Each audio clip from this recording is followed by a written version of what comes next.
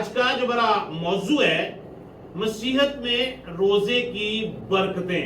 متی رسول کی معرفت انجیل مقدس اور اس کا 6واں باب اور اس کی 16ویں آیت سے 18ویں آیت تک.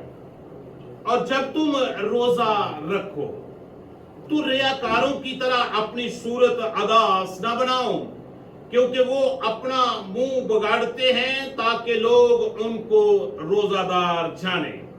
میں تم سے سچ کہتا ہوں کہ وہ اپنا اجر پا چکے.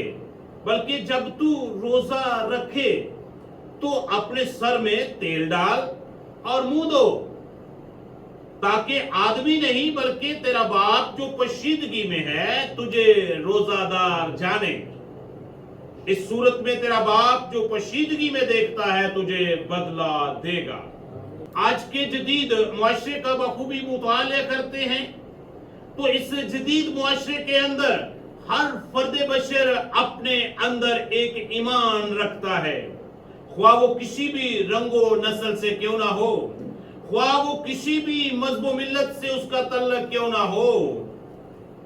اسی طرح ہر فرد بشر اپنے ایمان کے مطابق کوئی نہ کوئی مذہب بھی رکھتا ہے، اور پھر دنیا کے تمام مذاہب عالم کے اندر روزے کا تصور پایا جاتا ہے. جب ہم دین مسیحیت کی روحانی کتاب بائبل مقدس کا مطالعہ کرتے ہیں تو بائبل مقدس ہمیں سکھاتی ہے، بائبل مقدس ہمیں سمجھاتی ہے، بائبل مقدس ہماری رہبری اور رہنمائی کرتی ہے کہ ہمیں روزہ کیسے رکھنا چاہیے. تو بائبل مقدس میں یسوع مسیح کی تعلیمات کے اوپر جب ہم غور کرتے ہیں، یسوع مسیح نے ملی جلی بھیڑ کو، اپنے شاگردوں کو، ایماندار راست باز لوگوں کو روزے کے تعلق سے تعلیمات دی. اور اس تعلیم کے اندر یسوع مسیح نے ان سے کہا جب تم روزہ رکھو تو ریاکاروں کی طرح اپنی صورت اداس نہ بناؤ. یہاں پر ہمیں روزہ رکھنے کی ترتیب بتائی گئی ہے کہ تمہارا روزہ کیسا ہونا چاہیے. روزہ کیا ہے؟ روزہ ایک ایسی قربانی ہے جس سے قربانی دینے والا اور قربانی لینے والا دونوں قریب آ جاتے ہیں.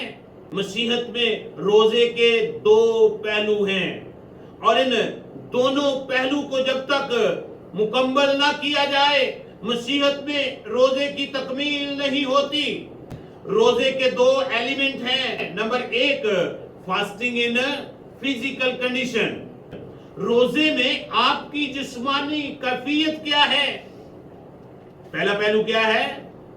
روزے کے دوران آپ کی جسمانی کیفیت کیا ہے؟ نمبر 2 روزے کے دوران آپ کی روحانی کیفیت کیا ہے؟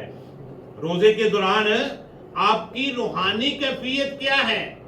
کہ روزے میں جسمانی کیفیت میں فاقہ کشی کی جاتی ہے، جس میں اپنی رضاکارانہ مرضی سے کھانا پینا چھوڑ کر کچھ وقت ہم خدا کی حضوری میں گزارتے ہیں.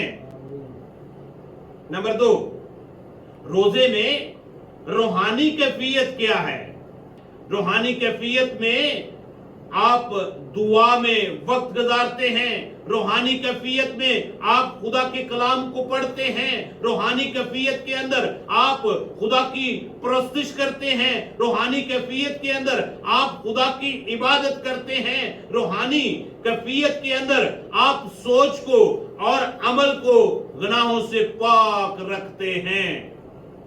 روزہ رکھ کر اور دعا میں ٹھہر کر آپ اپنے اندر پوزیٹو تبدیلی لا سکتے ہیں. روزے کا اگر دوسرا مطلب دیکھا جائے تو وہ ہے آپ کے اندر تبدیلی. اگر آپ 40 روزے بھی رکھیں اور اس کے بعد اگر آپ کے اندر کوئی تبدیلی نہیں آئی تو پھر روزوں کا کوئی فائدہ ہے؟ اگر روزوں سے پہلے بھی آپ سگریٹ پیتے تھے اور روزوں کے بعد بھی آپ سگریٹ پی رہے ہیں تو پھر 40 روزے رکھنے کا کوئی فائدہ ہے؟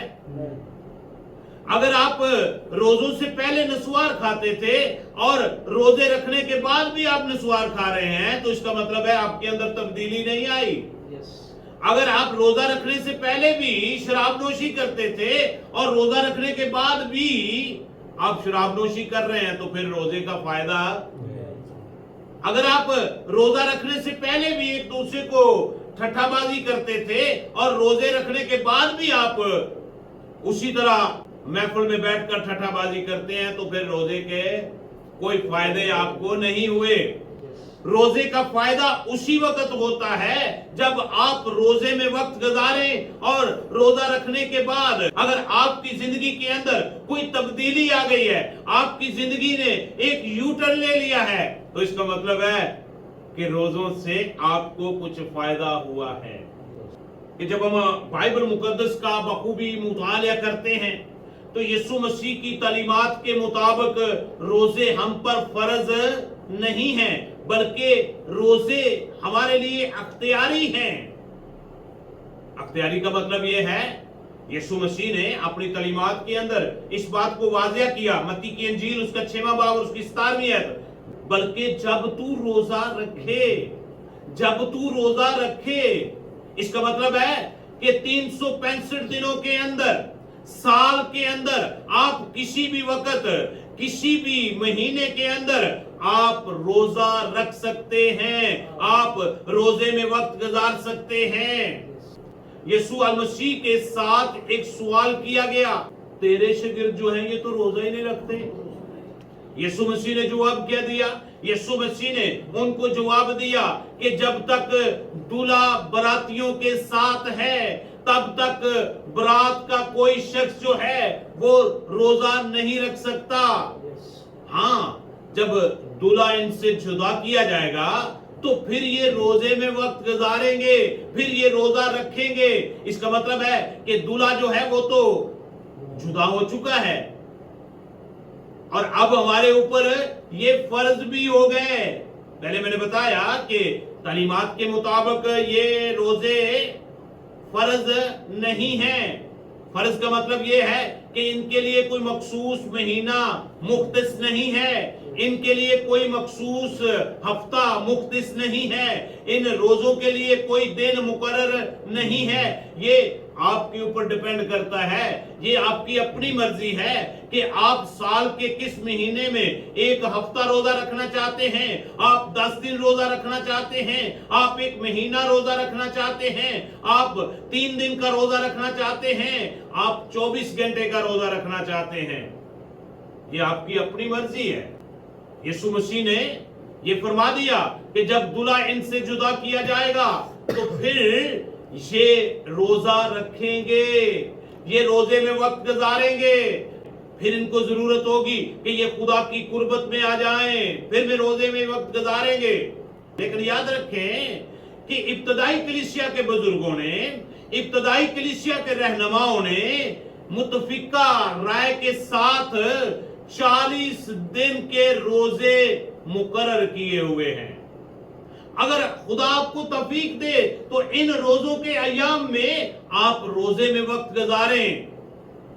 अगर आप इससे पहले सिगरेट नहीं छोड़ सके तो आप इन रोजों के दौरान अपनी सिगरेट नोशी से निजात हासिल कर सकते हैं, आप अपने बुरे कामों से निजात हासिल कर सकते हैं, आप रूहानी तौर पर बेदारी के लिए इन रोजों के दौरान अपनी रूहानी हालत को तब्दील कर सकते हैं।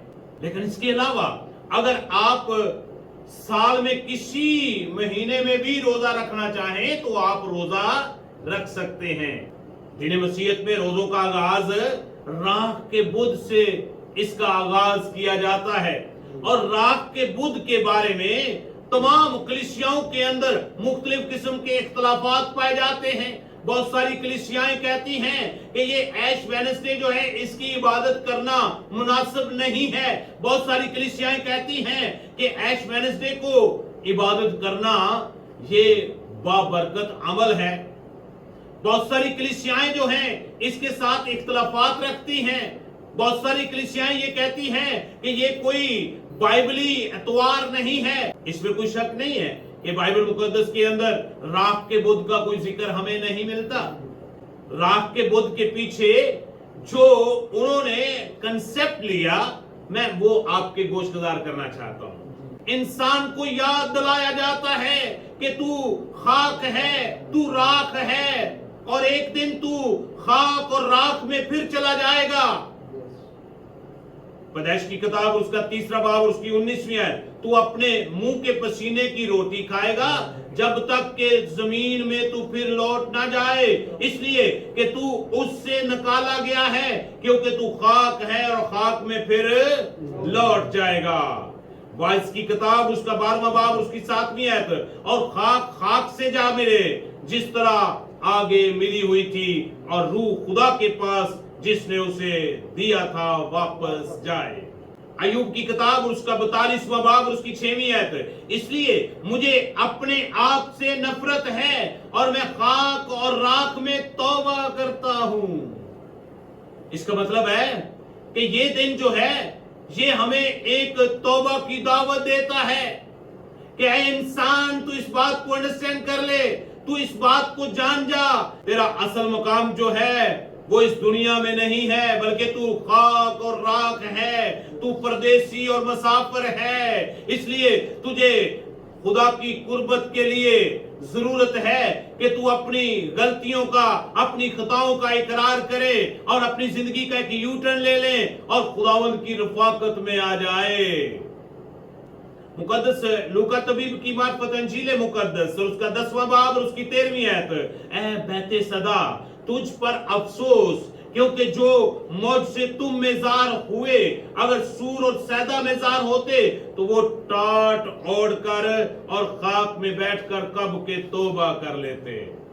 तुम खाक से लिए गए हो और दोबारा खाक में लौट जाओगे, इसलिए ये रोजों के अयाम जो हैं ये आपको एक तौबा की दावत देते हैं। रोजों के सीजन में खुदा का कलाम आपको तौबा की दावत देता है कि आप अपनी पुरानी इंसानियत को उसके कामों समेत उतार दें, नई इंसानियत को पहन लें, और इन रोजों के वसीला से आप खुदा की कुर्बत में आ जाएं। मैंने पहले बताया रोजा एक कुर्बानी है। आप अपने बदन की कुर्बानी देते हैं, आप अपने कानों की कुर्बानी देते हैं, आप अपनी आंखों की कुर्बानी देते हैं, आप अपनी जुबान की कुर्बानी देते हैं, ताकि आप खुदा की कुर्बत हासिल कर लें। क्योंकि रोजा एक कुर्बानी है और कुर्बानी देने वाला और कुर्बानी लेने वाला दोनों करीब आ जाते हैं। बाइबल मुकद्दस हमें सिखाती है कि जब तू रोजा रखे तो अपनी सूरत अदास ना बढ़ाना, तेरा चेहरा जो है वो खुशबाश हो, और तू लोगों को नहीं बताना कि मैंने रोजा रखा हुआ है, मैं काम नहीं कर सकता, मैं ये नहीं कर सकता, मैं वो नहीं कर सकता, बल्कि बाइबल बयान करती है जब तू रोजा रखे तो रियाकारों की मानंद अपनी सूरत ना बनाना। वो अपना मुंह बिगाड़ते हैं और बार बार बताते हैं मैं रोजे में हूं। आपने कैसा रोजा रखना है? आपने रोजा रखना है, अपने सर में आपने तेल डालना है, आपका चेहरा खुशबाश होना चाहिए।